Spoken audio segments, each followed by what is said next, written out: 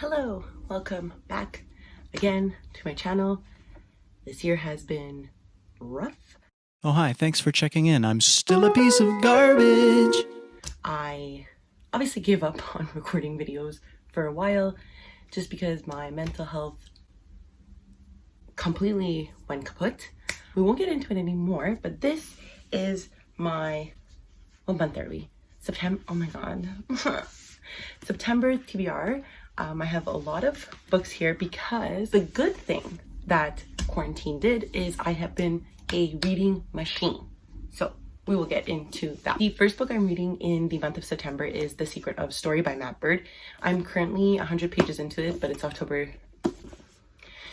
August 31st, so I will be finishing this probably within the next few days. I've been really looking for good books about writing, and I haven't been extremely successful about that. I find a lot of books are really outdated. The examples they provide are extremely outdated. A lot of them have been writers for years and kind of name drop what they're writing. So I find this one has been extremely updated, new, millennial, I guess you could say, advice that I am really appreciating it, and I can honestly say that this is the first time I've been reading a book on writing that I've actually enjoyed. Next, I want to get to The Silmarillion. I always mispronounce this, but it's by J.R.R. Tolkien. It's part of the Lord of the Rings series. It is a story of elves and men in the first age of Middle Earth, and it happens before The Hobbit and The Lord of the Rings, so it's kind of like the Bible. I really enjoy the Lord of the Rings series, so I do want to kind of read this and like really get a grasp of the world. Then I have A Closed and Common Orbit by Becky Chambers. This is the second in her series that follows The Long Way to a Small Angry Planet. I haven't really picked up anything else by her, but I always think about that book. It's one of my favorites. I love it a lot, and this one follows Lovelace. But basically the events of the first book is that a human goes onto a spaceship and they try to like jump holes to do deliveries, which is what their job is, and in that book obviously it goes awry. What I really appreciated about that book was that it was extremely diverse and fun, and it was just like a character study of these people on a boat. So I'm really looking forward to this and really continuing in. I know it's FF, so I'm very excited for that. Then I'm also buddy reading Wondersmith, The Calling of Morgan Crow by Jessica Townsend with my friend Daniela from Current Chapter. She loves this series.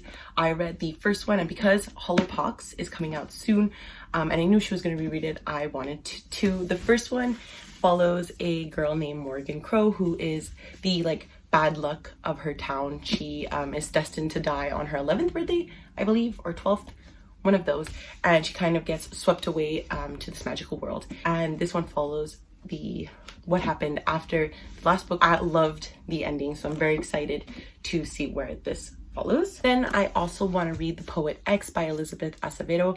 I have heard nothing but great things about this author. This one is a book in verse, and people have recommended the audiobook, so I will be going that route while reading along. Basically, what I know from this book is that it follows a girl named Xiomara, and she is a poet, and she kind of writes down her feelings in notebooks, her poetry in notebooks, and she is asked to join the school's slam poetry club, and she doesn't know if she can really attend this club without her religious mother finding out. And I'm extremely interested in that. From what I understand, Elizabeth Acevedo is a slam poet, so I know that this will be an excellent read, probably really well written, and I'm very excited to read this book and get into her writing because she's a storm on BookTube, and I'm very interested in finally giving her a chance. And I also want to read The Right Swipe by Alicia Ray.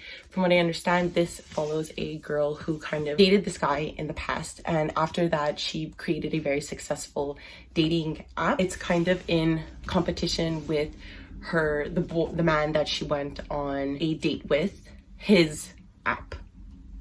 That's what I get. I have been getting really into romance lately. I wasn't always a romance reader, but I've been picking them up, and some of them I've been really enjoying, so I'm hoping that The Right Swipe gives me that little spark that I need. Then I also wanted to continue the Three Dark Crowns series with One Dark Throne. This is a series that follows three sisters who are kind of in control of different islands that make up their world, and they have to kill each other until one of them takes the throne. So this is the second in the series, and it follows the revelations of the last one, which Again, another ending that really like shook me because I really didn't think I was gonna enjoy the book, and I ended up really liking the ending. So very interested to pick up this series again. You'll notice that's a theme. I'm trying to finish series that I've started in the past. So with that, we have The Warrior Moon by Kate Arsenault Rivera. I read Phoenix Empress pretty recently, so I feel like I can dive into this chunker right away. This follows two princesses, a love story between the two of them, and once they are in love, kind of what they have to battle in their surrounding environment. And the first book was an absolute 5 out of 5 stars. I adored the romance in this book.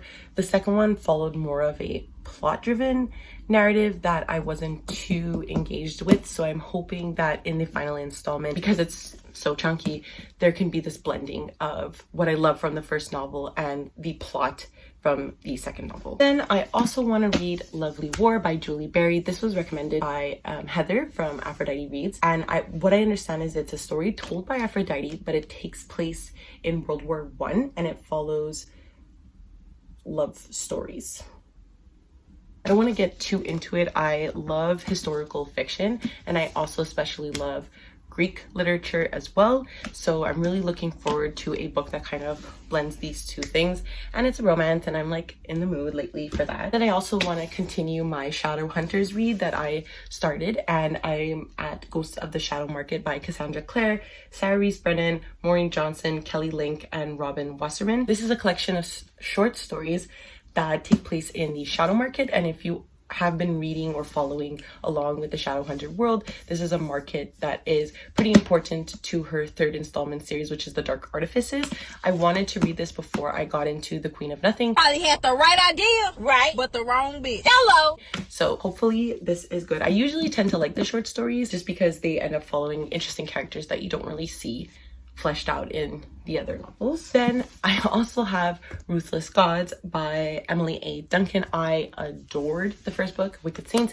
Gave it 5 out of 5 stars. This is a series that follows 3 main characters. There's Seraphim, who is a prince, Nadia, who is a kind of priestess that is able to talk to the multiple gods in this world, and Malachi, who is kind of a like bad boy, also a prince within his own right. And the 3 of them are trying to save their countries from an inevitable war.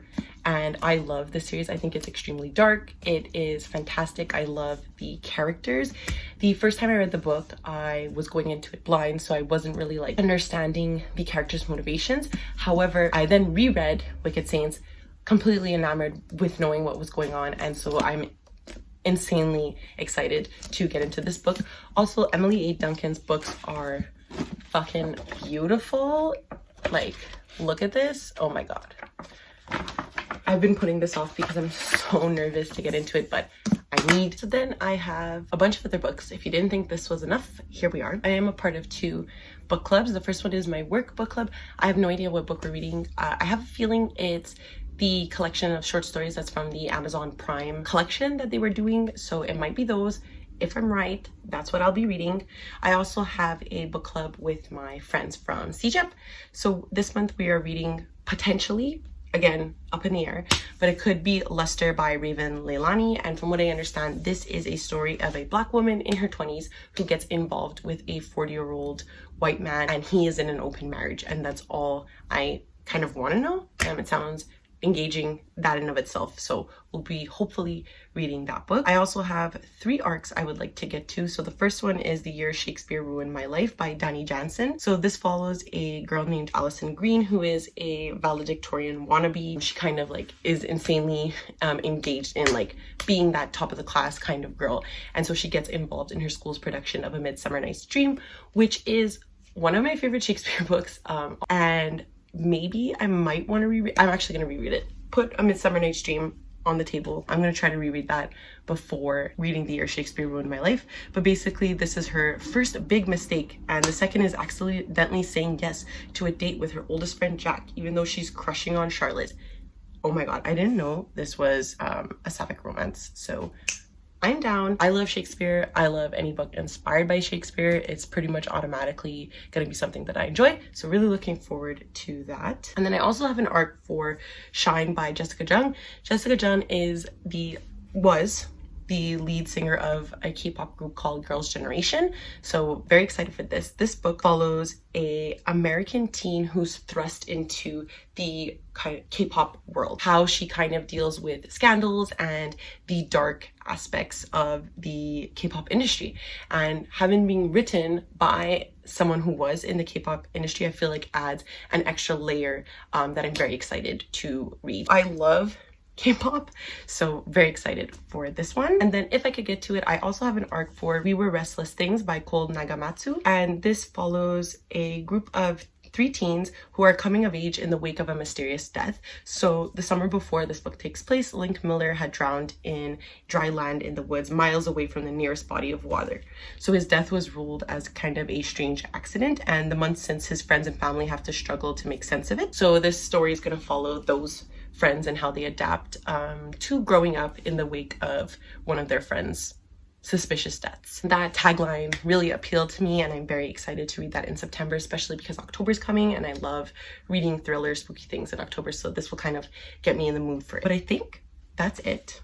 I have a lot of books that I want to read. Let me try to hold some of them up for a thumbnail. And that's it. That's my September TBR. I hope you enjoyed it. I hope I will get back into making videos because now I'm like kind of got used to it with this one. Like, subscribe. I can't even speak for how long it's been since I recorded a video. Like, subscribe if you want to. Argue with me in the comments because I love debating and I don't know how to end these things. So hopefully I will see you next time. Bye.